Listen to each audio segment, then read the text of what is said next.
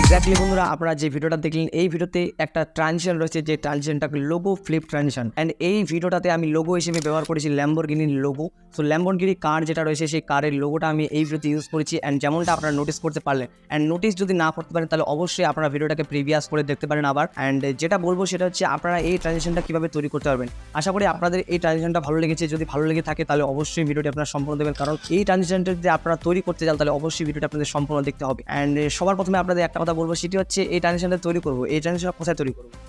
পিসিতে নাকি মোবাইল ফোনে? পিসিতে নাকি মোবাইল ফোনে? পিসিতে নাকি মোবাইল ফোনে?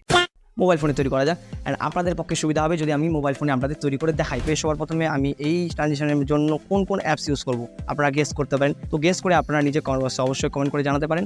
তো আপনারা কি গেস করেছেন আমি কিন্তু জানি না। অ্যান্ড আমি যেটা এখানে ইউজ করবো সেটি হলো VN and PicsArt. So PicsArt কী জন্য ইউজ করবো? পিকসার্ট এখানে ব্যাকগ্রাউন্ড ইরেজারের জন্য ইউজ করবো। অ্যান্ড ব্যাকগ্রাউন্ড ইরেজার কোথায় করতে হবে সেটা আপনার ভিডিও সম্পূর্ণ দেখলেই জানতে পারবেন। সো ভিডিওটি শুরু করা যাক, লেটস স্টার্ট।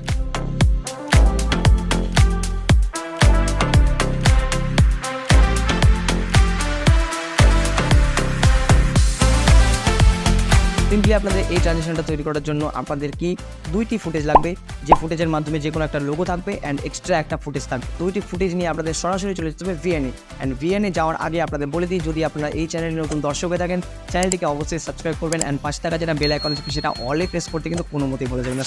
তো বন্ধুরা, আপনারা যারা আমার ভিডিও দীর্ঘদিন ধরে দেখছেন তাদের কাছে আশা করি ভিএন অ্যাপটি ইনস্টল রয়েছে। অ্যান্ড সিম্পলি আপনাদের অ্যাপসটি ওপেন করতে হবে অ্যান্ড নিউ প্রজেক্ট সিলেক্ট করে দেওয়ার পর সিম্পলি দুইটা ফুটেজ যেটা আমি বললাম সেটি আপনাদের ইম্পোর্ট করতে হবে। অ্যান্ড ইম্পোর্ট করে দেওয়ার পর আপনারা দেখতে পাচ্ছেন এখানে কিন্তু আমার ইম্পোর্ট হয়ে গেছে। প্রথম যে ফ্রেমটা থাকবে, যেটা দেখতে পাচ্ছেন প্রথম যে ফ্রেমটা থাকে, এই ফ্রেমটা কি করতে হবে? স্ক্রিনশট করতে হবে।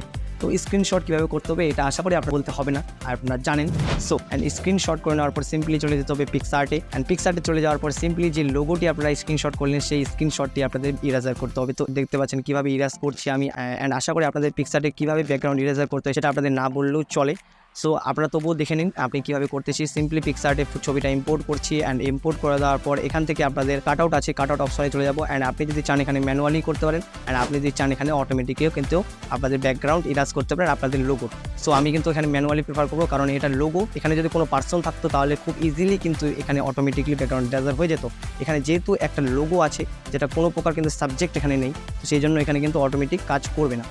তো এই জন্য আমি কিন্তু ম্যানুয়ালি এখানে ইরেজার করতেছি। অ্যান্ড ইরেজার করে দেওয়ার পর নেক্সটে আমি দেখতে পাচ্ছেন লোগো পিএনজি যেটা রয়েছে সেই পিএনজিটা আমি সেভ করলাম। সিম্পলি এই লোগো পিএনজিটাকে আপনাদের ইম্পোর্ট করতে হবে ভিএনএ। অ্যান্ড ভিএনএ ইম্পোর্ট করে নেওয়ার পর আপনাদের ফুটেজে যে লাস্ট ফ্রেমটি রয়েছে, প্রথম ফুটেজ, ভালো করে শুনবেন, প্রথম ফুটেজে যে লাস্ট ফ্রেমটি রয়েছে সেখানে আপনাদের এই ফুটেজটাতে লেয়ারে অ্যাড করে দিতে হবে। সো আমি এখানে দেখতে পাচ্ছেন লেয়ারে অ্যাড করে দিয়েছি। অ্যান্ড লেয়ারে অ্যাড করে দেওয়ার পর সিম্পলি এখানে যদি আপনি কোনো প্রকার অ্যানিমেশন সেট করতে চান তো আপনি চাইলে এফএক্সে গিয়ে কিন্তু অ্যানিমেশন সেট করতে পারেন। অ্যানিমেশন সেট করলে কিন্তু এটা দেখতে খুবই ভালো লাগে। অ্যান্ড যেমনটা দেখতে পাচ্ছেন এখানে কিন্তু অ্যানিমেশন সেট হয়ে গেছে। অ্যান্ড দেখতে পাচ্ছেন logo transition, logo flip transition কিন্তু খুব ইজিলি ক্রিয়েট হয়ে গেছে। তো আশা করি আপনাদের লোগো ফ্লিপ ট্রানজিশনটা তৈরি হয়ে গেছে। অ্যান্ড আপনারা কীরকমভাবে তৈরি করলে নিচে কমেন্ট বক্সে অবশ্যই কমেন্ট করে জানান। এই ভিডিওটি আপনাদের কেমন লাগলো সেটা কমেন্ট বক্সে অবশ্যই জানাতে কিন্তু ভুলবেন না। আজকের মতো এটুকুই, দেখা হচ্ছে পরের ভিডিওতে। নেক্সট ভিডিওতে আপনাদের আরও ইন্টারেস্টিং টপিক নিয়ে আলোচনা করবো। অ্যান্ড এখনকার মতো আপনারা জানান যে আপনাদের কোন টপিক নিয়ে ইন্টারেস্টেড খুবই, সো সেটা আপনারা নিচে কমেন্ট বক্সে জানাতে পারেন। সো আজকের মতো এটুকুই, দেখা হচ্ছে পরের ভিডিওতে। ভালো থাকবেন, সুস্থ থাকবেন, টেক কেয়ার অ্যান্ড বাই।